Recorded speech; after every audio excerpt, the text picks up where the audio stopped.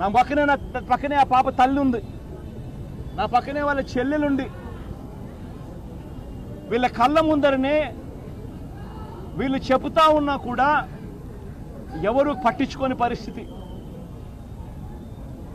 నేను వస్తున్నాను అని చెప్పి తెలిసినాక ఎవరైనా ఇక్కడికి వచ్చారా అని అడిగితే నేను వస్తున్నాను అని చెప్పి తెలిసిన తర్వాత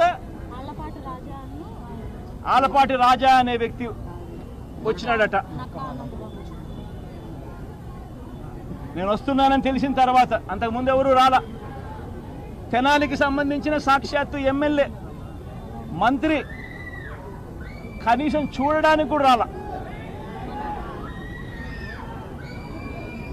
హోంమంత్రి కానీ ఇంకొకరు కానీ కనీసం స్పందించిన పరిస్థితులు లేవు.